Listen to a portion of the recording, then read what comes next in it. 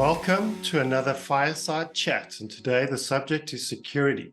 We're not talking ADT or neighborhood watch. No, we're talking cyber with my good long-standing friend Sanjay Charavanapavan. Yes, we're talking about hackers and IT crackers. So strap yourself in for a practically helpful and informative chat. Sanjay, thanks for joining. We finally made it. I was worried I was going to have to hack your diary to make this happen. Almost did, Andrew. Yeah, you just got in there, so that's well done. I was going to include one of our security professionals on this call, but he ran somewhere. Now that the bad jokes are out of the way, we can continue. Sanjay, you're a CrossFit enthusiast, and for all our CrossFit fans, tell them, what is your favorite WOD? You'll have to tell them what is a WOD in the first place. A WOD is workout for the day. And I can talk about my WOD yesterday, which is pretty painful. There was about a 2.5 kilometer assault bike buy-in. And a buy-in is basically just to get your heart rate up before you actually get into the workout, which they succeeded in doing for all of us. So we had about, I think about 20 minutes time cap to do about 7 push presses. And so that's about 6 rounds of 7 push presses and 25 pull-ups after the 2.5 kilometer buy-in. So it was exhausting at one point to sit on the box and just think about what I'm doing and think about life, and sort of try and get my heart rate down a little bit. But it was good. I made it. Sounds painful. I'm sure there's some aches and pains today. So Sanjay, right now you're heading up Excellenta, which is a security consulting business. You're focused on key verticals such as IAM, application security, data security, reg tech, etc., using those types of technologies. And I know you've done some great work for the likes of SARS, City of Cape Town, Gartner, NTN, some of the banks, and you've already been put through your paces in terms of security consulting. And you've definitely had to help corporates navigate complex workplaces and modern challenges. I think one of the interesting things that I learned from you is, and having known you for many years, is being a serial entrepreneur, having started close to 30 businesses. And I think there's a story in that in itself. So maybe before we even kick into the security, tell us about these 30 businesses. What have you learned from being a serial entrepreneur? Well, I think I've learned, also what not to do, and I've sort of tried my hand at a lot of things. I've been in the IT space for about 25 years.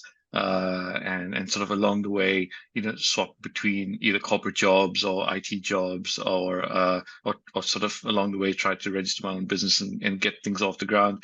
So it's been a fun journey. I've tried a lot of things, some things in IT, some things in not IT as well. As I've got a sort of a passion for business and a passion for doing a whole bunch of other things, and property. I've tried my hand at retail. I've tried my hand at all kinds of fun and interesting things along the way. I think I've learned a lot of what not to do, along the way. And the fact that I'm still trying means that it's not an easy journey. And it's not really so much of a final sort of endpoint per se, but it's the journey that counts. It's it's not the destination. It's really, walking the journey, and you just keep trying at it. And and if you fail, you learn from it, you pick yourself up and you carry on. So I think it teaches you a lot of things. I mean, I think I've learned, for example, in sort of the property space, I've learned a lot about property, and sort of self-taught myself quite a bit of stuff, including my hand at DIY as well. So that's been very fun and interesting. But certainly even from a tech space and a business space as well, I think I've sort of learned and grown quite a bit over the years, and that's been very valuable. Mm-hmm. So other than having learnt I guess, a lot of different spheres, etc., and lessons. If you had to articulate one of the positives from that journey, what would you mention? So I think some of the key takeaways is, don't stop dreaming. Yeah. Dream bigger and aim for the problems you can solve, I think has been my big takeaway. I think we're all designed and built to solve our own set of problems and, solve specific problems in the world. And I think if we can find what those are and find out, what problems we can solve and the best way in which we can solve those problems, we can somehow find our niche, and find our space, if it were, be it in a corporate world or being in business. And I think that's sort of one of the takeaways, is sort of, just apply your mind to problems and see how, those problems can be solved really well. I think the world is looking for, problem solvers, and the world is looking for problems to be solved, better and smartly and more effectively, and at a better price point, or whatever the case might be. So it doesn't matter how many people have done it before, and how many people have solved some of those problems before. There's oftentimes a better way to solve those problems. I mean, if you just look at Facebook have just launched a new competitor to Twitter just a couple of days ago, and up until now, Twitter thought they had that space, but Facebook have just launched a competitor, and they've got, I think I heard, about 30 million customers already. So yeah, there's always opportunities, and I think that's one of the takeaways. So good. Love that. Don't stop dreaming. Be adventurous. Be a problem solver. Find problems you can solve, and in that, creating opportunity. Definitely a risk taker. I like that. Not sitting still. A lot of energy, fire, and passion in you, Sanjay. And in terms of negative, if you look back and you say, some of these have worked out really well, others not so well, and yes, the lessons learned, can you point to anyone in particular? Yeah, I think one of the key lessons is, you obviously start out ambitiously, with a lot of passion and a lot of energy and a lot of hope. And, you very quickly learn, where your own limitations are, or what, sometimes financial limitations are, or market limitations are as well.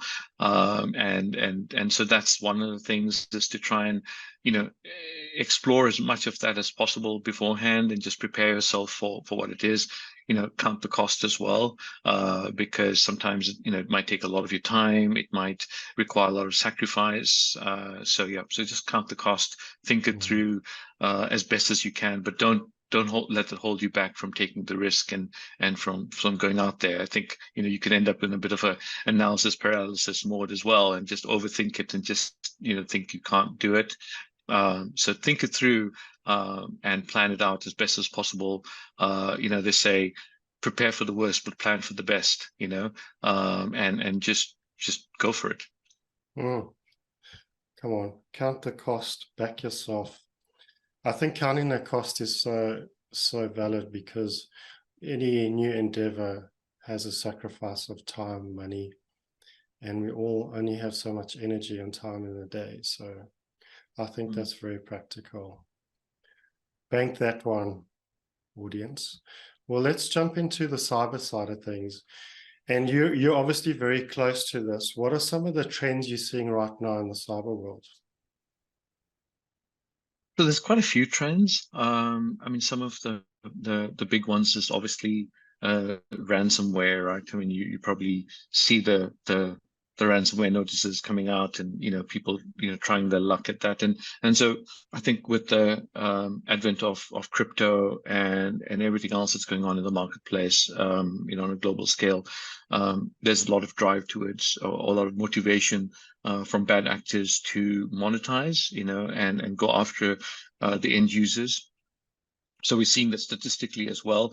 We're seeing about anything between 70 to 80%, sometimes even up to 85% on recent reports of attacks that are targeted at the end user, right? The employee or the person at home, or the actual user itself, and they're targeted at trying to sort of compromise your endpoint and compromise you on your email, or compromise you, in your sort of day-to-day, if it were, and use that as a way to either pivot into your organization and get access to information that's important in your organization, or to compromise could be your own personal bank accounts or whatever the case might be, as a way of them monetizing.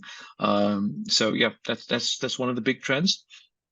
And sort of akin to that is that even from a corporate perspective, insider threat or human risk is sort of seen as the biggest risk factor at this point, sitting between as I said, anything between 70 to 80% of the compromise factors sitting at the human level at this point, which is kind of unfortunate, but it is what it is. And I think the opportunity there is to make users more aware, and train our users better, and train the public better about what those risks are and how to better deal with that, and how to better manage and protect themselves from that as well. Yeah. Yeah, brilliant. What are some of the biggest balls that the corporates are dropping when it comes to security? I think some of the big ones are just trying, considering their security posture properly. I think you're getting a couple of different things. Either you get organizations that either feel that their security is okay, and just take that assumption and just run with it, right? And don't really want to do too much more around really testing and analyzing their security properly, and just making sure that their controls are good enough. You also have a different culture where sometimes organizations feel that they don't want to spend the money, or they don't want to put the effort in, and there's not enough reason for them to be doing it, either because there's a lack of regulatory pressure or legislative pressure or whatever the case might be. I find that a bit unfortunate, because obviously in places like Europe, you find organizations taking security a lot stronger because of the level of regulatory pressure and legislative pressure they have from the likes of GDPR and all the legislation that comes out of that as well in UK and in Europe. Locally, find that organizations are not as pressured, and so sometimes they do the right thing, and they'll you find the big corporates really taking their security quite seriously, but for the large part, many organizations sort of either assume the security is good enough, or don't want to know. They just sort of rather bury their heads in the sand and just hope for the best. Yeah. So what I'm hearing you say is that there's a lack of depth in terms of coverage, quality, etc., and that governance is largely, or regulations are driving a lot of the impetus for organizations to really comply. In a local front, in terms of POPIA, how do you see that being a catalyst for local businesses and corporates to change their view on security? Or do you think we're still largely playing catch up here in South Africa?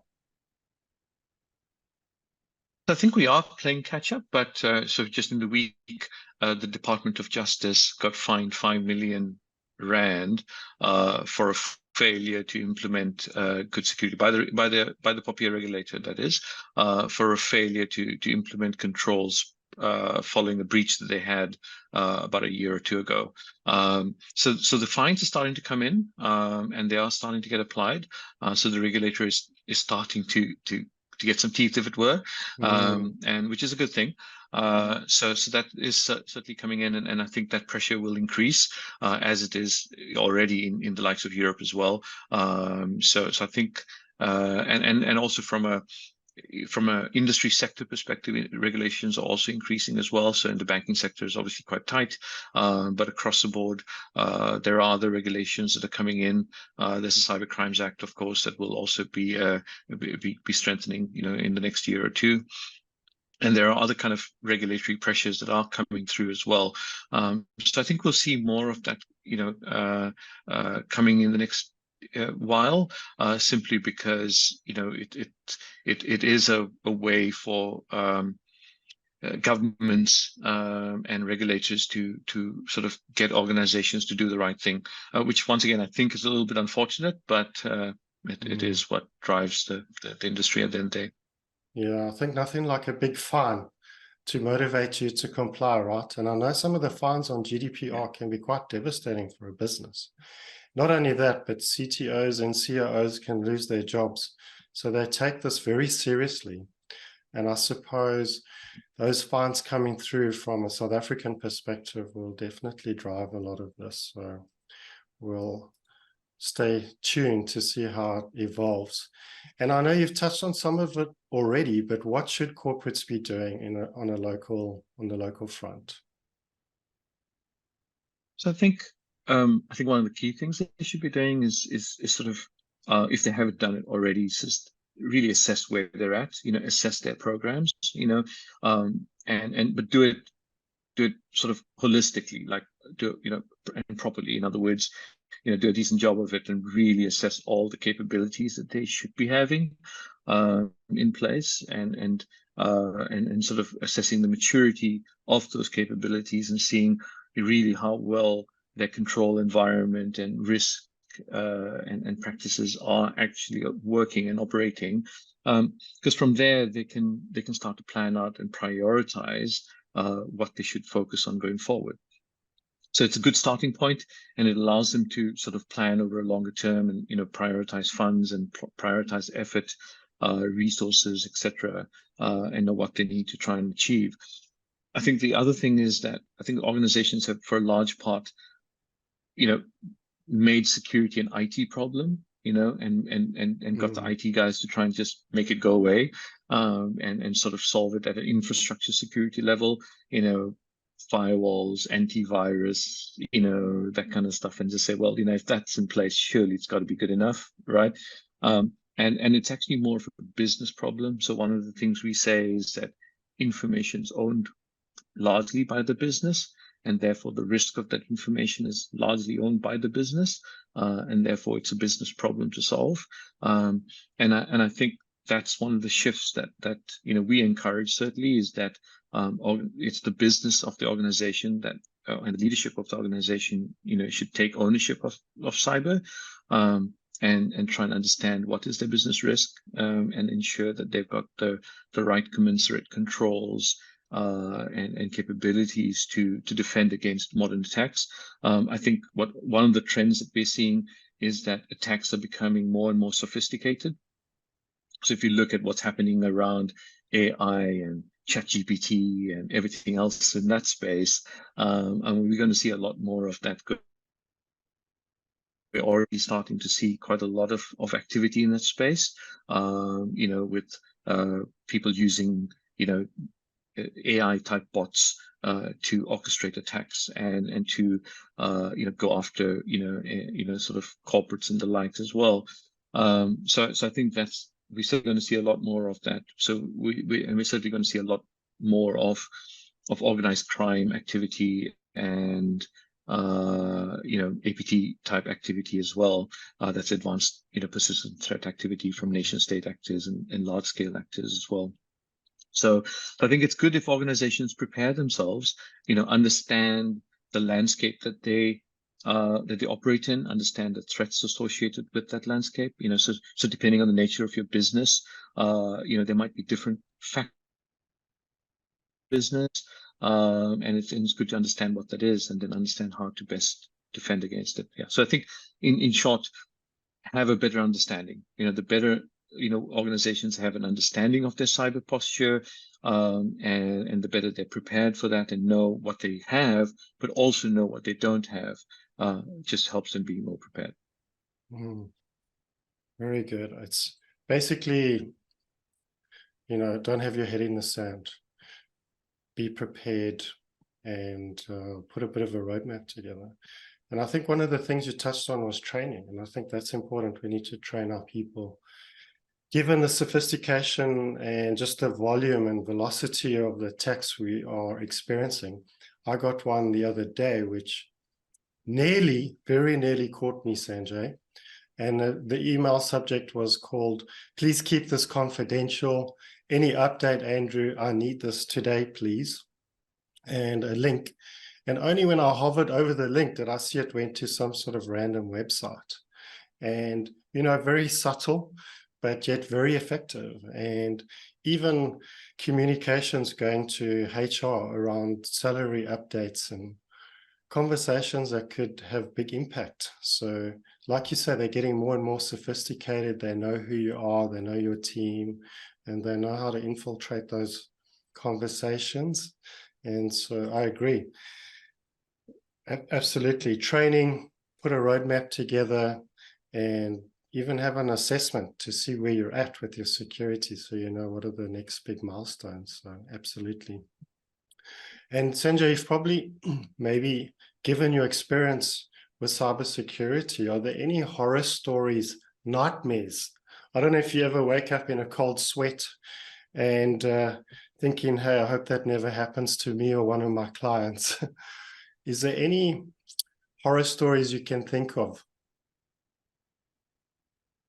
Several. So I think just one just pops to mind when you talk about horror stories. I was cycling up Chapman's Peak, and I saw several calls coming through. I could see them on my watch from a friend of mine who runs a very large printing press business, and I was like, that's unusual. It was on a weekend and I wasn't, so it was unusual that he was trying to call me several times. So I pulled over, picked up his call and said, "Hey, what's wrong?"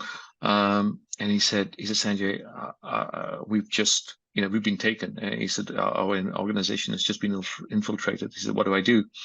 And I said, "Well, just talk me through what's happened."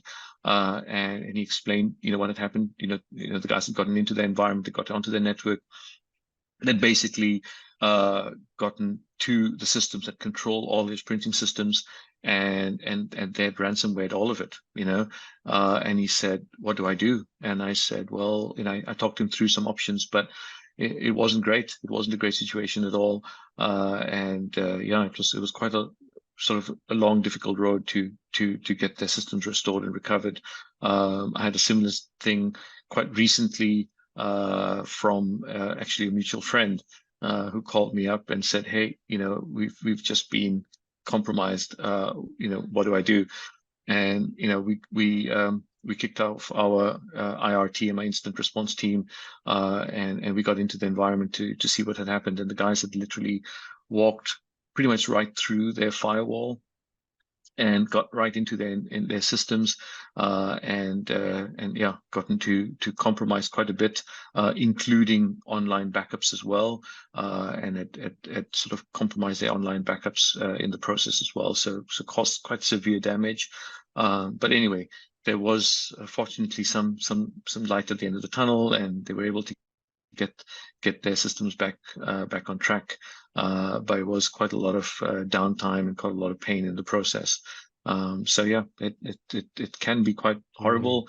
Some cases are, if you're not prepared for it, the recovery can be almost impossible.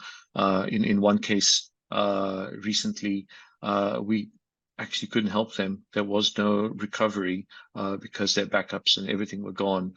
And so we had to, we hate to do this, but we had to actually put them onto some ransomware negotiators to try and negotiate a way out of it. But yeah, not a great situation at all. That's obviously a worst case scenario when you get to that point.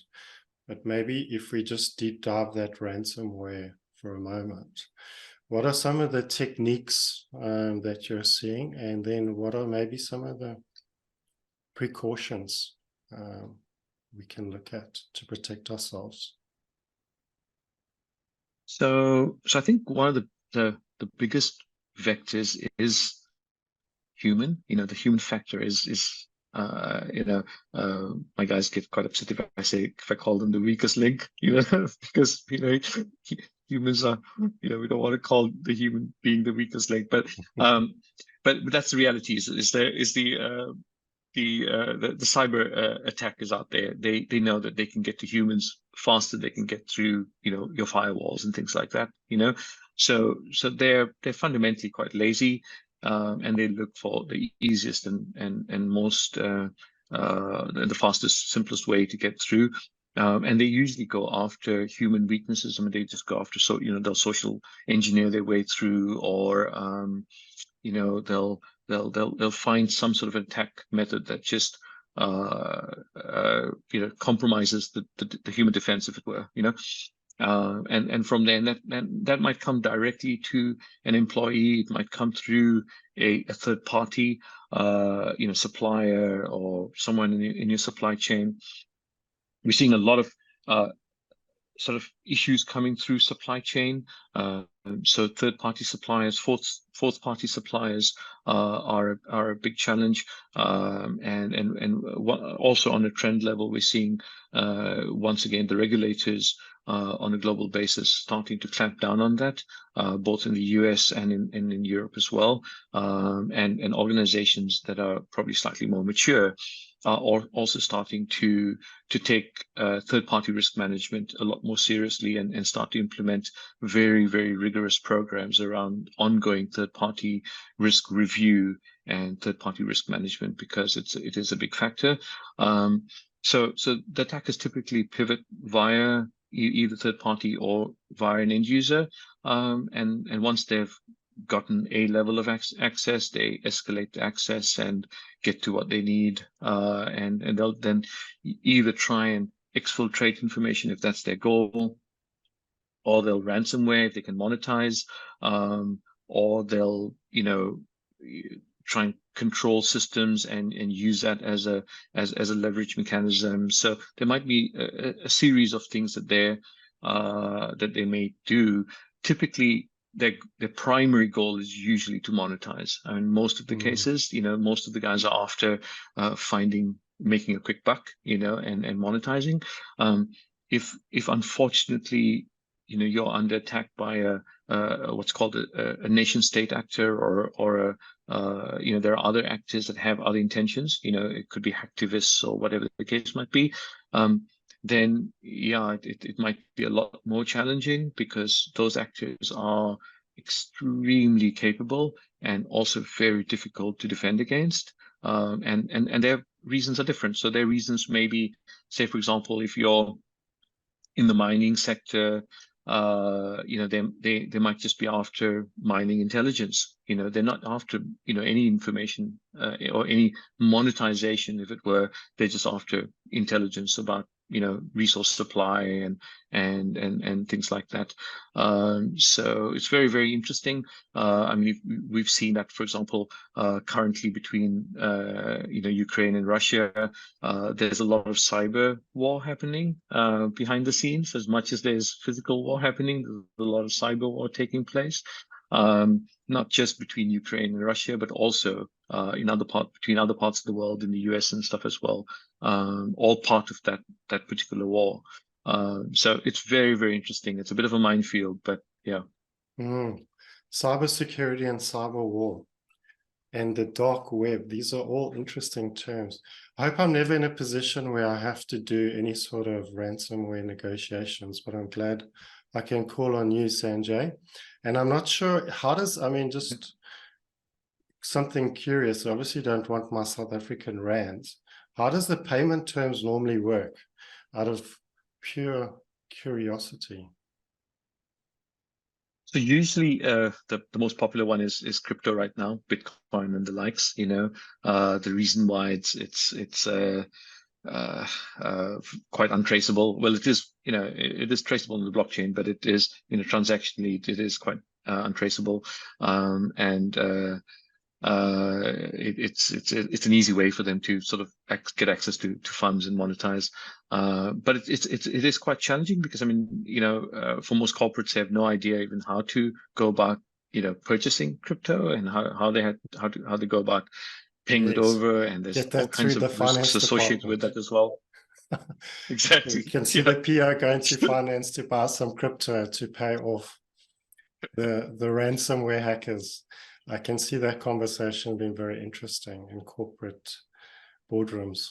And I think one of the basic things, maybe not to overlook it, but is backups, right? Maybe just touch on the importance of having backups, and maybe what are some of the options with having your systems backed up and keeping them Yeah. offline, maybe. So exactly. So there's a concept called immutable backups, and basically, the idea is that you have a set of backups that is immutable, and you can't get to it. It's sort of battle boxed, and so it's all part of your backup strategy. Obviously, most organizations today have online backups, and that's fine. But it is important to also make sure that you have immutable backups as well, so that if you do get compromised, and the guys can, if they get admin creds, and they have the ability to get to your online backups, that's not your last source of information, if it were. You do have additional backups offline, perhaps that you can use in a disaster scenario. So it's really about the incident planning, thinking through those incidents, and making sure that you've adequately prepared for them, and have tested those plans as well, and that you have mechanisms of restoring your services and restoring your data in the event that it does happen. We say in cybersecurity that it's not a matter of if you will be compromised, it's a matter of when you will be compromised. How scary is that? Wow. And Sanjay, I know one of the services you offer through your business is a ransomware preparedness assessment. And just to put that out there to the audience, what a great service to tap into to see, hey, how prepared are you, and what are the next steps you can do to protect yourself and your organization? And then maybe just rewinding our previous conversation on the horror stories. Last time we spoke, you highlighted a breach of PI, personal information, on PwC, I think it was. What happened there? Yeah, quite unfortunate, really. It was in Australia, about quite recently, in fact, probably about 2 weeks ago. And what happened is it was government contract that they were having, and there was some confidential information that was shared, obviously, as part of that government contract, and the partners involved, and the consultants involved, unfortunately had disclosed that information with a slightly wider audience. So it wasn't really a breach per se, as far as I know. It was just more of a disclosure beyond the scope of the NDA, and unfortunately, that got out. And so once that got out, the government, took serious action against the parties that were concerned. People have been fired. There is serious litigation underway, criminal cases, etc., against the people involved. But as a result of all of that, and the tarnishing of the name, that whole business function within PwC was sold last week for $1 Australian. It's hard to even wrap your head around that. $1. Australian dollar or US dollar? My It was an goodness. Aussie dollar. Oh, that's heartbreaking. Heartbreaking. So, Sanjay, we've been talking at a corporate level. What about a personal level? What are men in the street, maybe not digitally savvy? What can we do to protect ourselves here at home or at work? Some of us are using personal laptops, iPads. We're using our phone. We've got a number of digital devices. Hackers are maybe not just targeting businesses and corporates, but they're also targeting individuals for various reasons. Any tips for the rest in Yeah, man in the absolutely. street scenarios? Yeah, I think it's a practical challenge, and I really feel for the average user, right? because the stuff that I'm talking about and we talk about in the industry is pretty complex, right? And I've had the benefit of having worked in this space for over 25 years. But for the average person, like, what do they do? How do they get their head around some of these concepts? So I think one of the things is just realizing that you are a threat, or there is a threat against you, if it were. And I think that is part of the things that people just feel that I'm gonna have this conversation with my wife and kids sometimes as well, and they're like, nah, no one's coming after me, no one's going to get after my data. It's okay if I have a really bad password. And so I think that's one of the things. It's just simple, good password practice. I think it goes a long way by just having good complex passwords, and making sure that passwords are you're not writing them down. They're complex. I mean, statistically, I can tell you that if a password is I can tell you straight away, I've got some stats here. But basically, if a password is less than 10 characters long, and if it's numeric, it can be cracked instantly. That means in seconds. And if it's got upper and lowercase characters, it can be cracked in 3 days. And if it's got characters with upper and lowercase and special characters, it takes about 2 years to crack those passwords, and that's sort of a 9-character password. Obviously, the longer it gets, the more complex, the longer time it's going to require to crack that password. And then obviously, if you use things like multi-factor authentication, like Google Authenticator or the Microsoft Authenticator, one of these things, it just makes it increasingly difficult. I mean, almost impossible then to get through to your credential because of the multi-factor nature of that. But beyond that, a password manager is also very useful, and you can download them. There are some free ones out there. You can download them onto your phone. You can download them onto your computer, and you can use that to store your passwords. I mean, personally, I have probably well over 300 passwords. I mean, that's everything from all the, from websites to banking accounts to everything else. And it would be impossible for me to remember them, right? So what usually people do is they'll write them onto a little notepad on their phone, and they've got this little notepad space where they keep all their passwords. Or post-it notes on your screen. Or post-it notes stuck on their screen. Yes. And the passwords are usually a combination of their their dog's name and their birthday, Yes. and yes. I've got so some something like tips that. as So well for our users. Just a couple of tips for passwords. Don't use beef stew. It's not stroganoff. And if you need an 8 characters password, don't use Snow White and the 7 Dwarfs. And treat your password like underwear. Don't show it to strangers. Change it regularly and make sure to replace immediately if there is a leak. But you're talking about, sorry, I apologize. I said some of the bad jokes were over, but clearly not. In terms of password manager, I know that actually the password manager tool I used was hacked. Now you've got this one point of vulnerability, if you like, where all your passwords are stored. And now what happens if that's breached? What does that mean? Yeah, good point. So there have been some leaks of or hacks against some of the managers like LastPass and things like that as well. I mean, I personally a little bit more skeptical, so I use an offline password manager with very strong encryption, for example. So you get password managers like NPass, and there's a number of them out there, and there's some paid for versions and free versions and things like that. But basically, yeah, I guess something is better than nothing. So have a password manager. Store your passwords in there. Use complex passwords.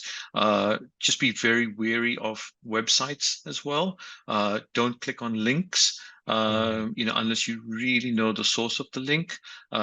That's usually one of the biggest attack vectors, is people will send you an email with a link, and they're getting very clever these days. So what they're doing is they're using other characters like Greek characters and Latin characters and stuff like that in the URL, so it looks exactly like a the real name, but unless you really look very carefully, maybe the A is not the normal English A, and it's just it's another character A. So they're using those kind of things to trick people, and so just be very careful of the links that you're going onto on the web pages. Be careful of just attending to things that people phone you randomly and ask you for information, pretending to be a call center or whatever the case might be. So just be very wary of all of that, because once again, the attackers are trying to get to you through social engineering is one of the biggest factors, and protect your passwords. Yeah, actually, I know of someone where that scenario happened, where they got a phone call, someone posing as a representative from the bank, helping them transfer some money, and very closely ended up giving away their banking details. So yeah, definitely multi-factor authentication. I think that's almost a must for some of your key logins and platforms to have, other than locking yourself in a cave and not having any internet, which is no way to live, right? So we have to put in best practice as much as we can, train our families, our children. Even here in my household, I use a firewall system to try and help my children, as best I can, be a responsible adult with web filtering and ransomware detection, etc. And I know even at a work front, looking at things like end-to-end protection, zero trust, and yet a lot of those tools, they come at a cost, and they also have an implication around, they affect your day-to-day, your usability. They come with pain points. They're scanning stuff in the background, and yet it's becoming a necessity. How do you overcome some of those pain points? Yeah, it's a good point, because it's oftentimes a balance between security and allowing people to work, and the user experience. I think there are some it needs to be thought through well. I think many organizations are sometimes get a little bit too carried away by technology and just run with it, and just get persuaded by tech salespeople, if it were, just to buy a bit of really fancy, gleaming tech, and with the hope of it sort of solving the world's problems. And that's often not the case. Tech there's no silver bullet when it comes to tech. And secondly, there's a journey with implementing the tech as well. And there's a lot that needs to be thought through from a business perspective and a user perspective in terms of getting the most out of that tech and making sure it's implemented well. So I think the approach is to do some good planning and preparation around that as well, and understand what do you need, what's the problem you want to solve within your organization, from a risk perspective, what's the user experience going to be around that as well, and what's the right tech to use to get that done, in the most cost effective way and in the most efficient way to give you the business result. And then make sure that that's well executed, with proper management oversight as well, to get the benefits and to realize the outcomes that you're hoping for. I find that many organizations start off with a huge amount of energy and passion to get technology implemented, and that fizzles off after about for 6 months or so, 3 months, 6 months, and then there's the actual benefit realization doesn't really happen, because the team's been disbanded and it's gone into this BAU mode, which never really takes place. It just doesn't achieve the final benefits. Yeah, that's a good point. I think one of the things I've seen, having implemented an end-to-end protection recently, is also invariably you're going to have teething issues, and do you have the support on the back end? So when things go wrong and your team can't access or work, how are you supporting them? So make sure there's good SLAs in place and that you've got a good communication plan, how to address and fix those issues, and make sure that you can get your team working as quickly as possible in the event that these systems have false negatives, or they lock you up, or they impact your performance and your team can't work. So those are definitely some learnings, is making sure that you think broader. And then there's budget implications on the back end of that as well. That goes with that, right? Because there's more effort involved. But I like what you're saying, is also be accountable to that roadmap you're talking about. Is how are you protecting your organization for the long term, and making sure you move the needle. And obviously, you get busy and business as usual. Got to keep moving the needle forward, because you don't want to have that regret where you're negotiating with the wrong people. You're not negotiating with your IT supplier, you're negotiating with the hackers. So I hear you. So Sanjay, the cybersecurity industry as a whole is so interesting. It's changing rapidly. It's having to adapt almost daily on its feet, because like you said, the hackers themselves are motivated. There's an global audience, global income source, and we need to remain on the front foot. But on the back end of that, it's creating a lot of other opportunities. I was traveling in Australia with our family, and I noticed one of the local universities was offering a degree qualification in cybersecurity. And I thought, what a great qualification, because, hey, that's not going anywhere, right? What a great time to explore. And maybe just from your perspective, what are some of the interesting things you're seeing in the cybersecurity industry as a whole? Yeah, absolutely. I think there's a huge opportunity. I think they certainly, even in the local market, I think there's a great opportunity for our younger population, for example, to really get skilled up and sort of enter this space. I mean, on a global basis, there's around 1 million jobs open right now, in cybersecurity. And these are there's a whole variety of jobs, so ranging from fairly technical type jobs to sort of governance, risk, compliance type jobs as well. So it sort of takes a range of skill sets, and so there's something almost in for everyone, really, depending on your background and your experience and your capability and your skill set and things like that. So I think on one side there's a global market, and I think that one of the sort of off-spin benefits of that we got from COVID was that people have started have opened up to working globally. You know what I mean? So people can work even on a local front, and work on a global basis, which I think furthers that opportunity. So it doesn't mean that our local workforce have to necessarily even travel globally, but means that they could get involved in jobs, they could get involved in opportunities and projects on a global scale as well, and I think just opens up that opportunity more.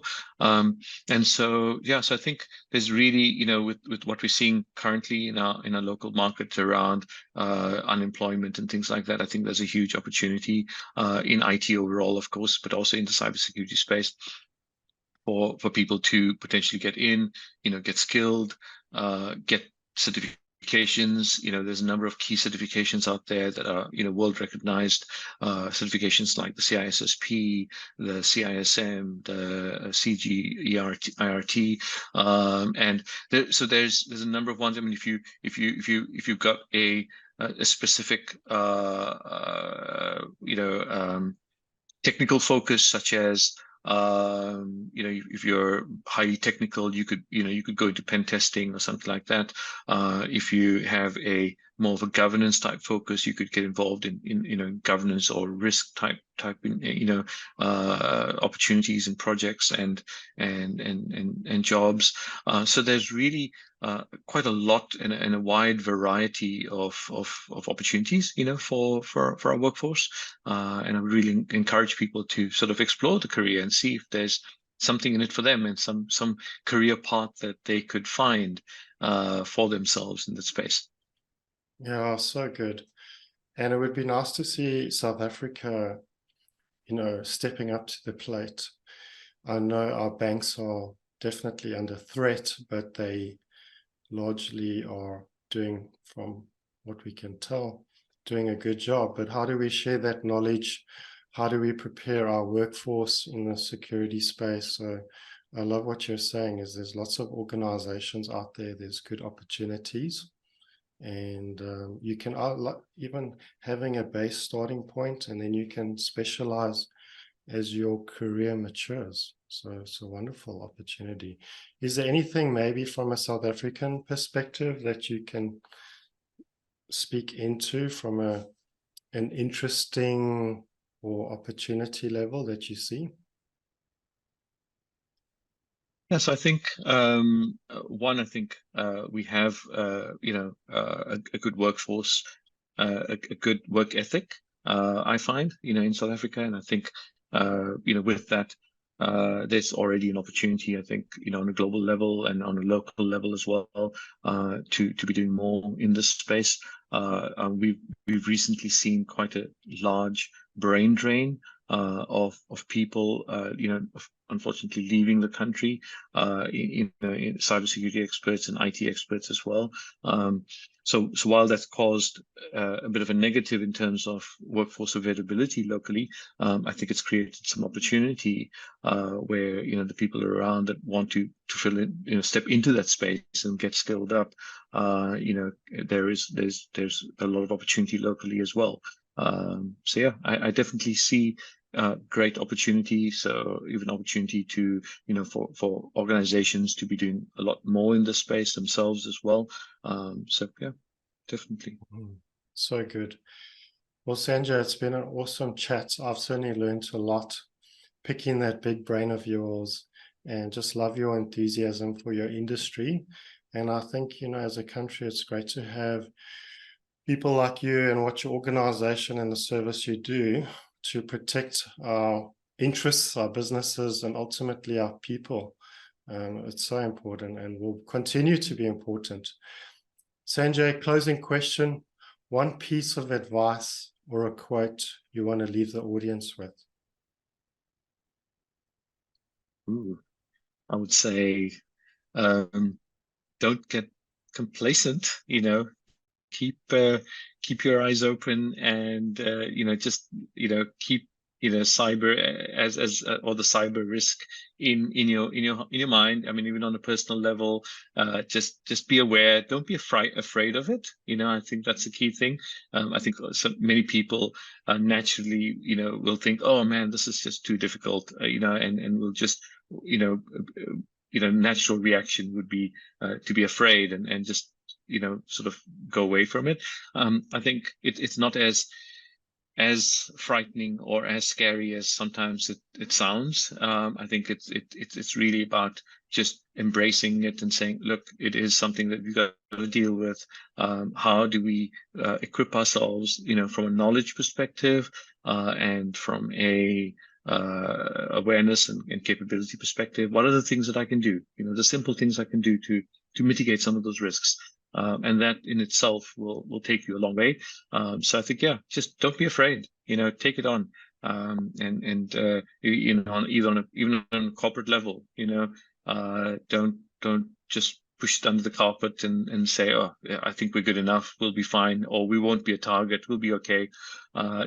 Take it on, address the problem, address it, and try and figure it out and navigate through it. Even if you make small steps, you go about it iteratively, and you make small steps in improving over the long term, it will pay off. Absolutely. Oh, so good. Be on the front foot, be on the offensive, don't get complacent, take it seriously, put a plan of action. And I think, just reverting back to what you were saying, one of the most practical things is get a good password manager in place, have good password hygiene. People are prone to reuse their password 12 times, like you said. So that's a great starting point if you haven't already done that. So yeah, I think just mentioning to our audience to reach out, have a look at Sanjay's offering at excellenta.coza. And yeah, but from our side, Sanjay, thanks for the conversation. It's been informative, and we'll end it off there. Thanks for joining. Thank you, Andrew. It's been awesome having the chat. You're an absolute legend. Love what you do. Love what you guys do as an organization as well. So yeah, kudos for everything that you guys are doing as well. I think you're absolutely leading and pioneering the way as well from a web development perspective and everything else that you guys are doing in the digital space. I think it's super important. So well done for that. And yeah, thanks for the chat. It's been super awesome. Thanks, Sanjay. Let's keep building. Thanks, everyone.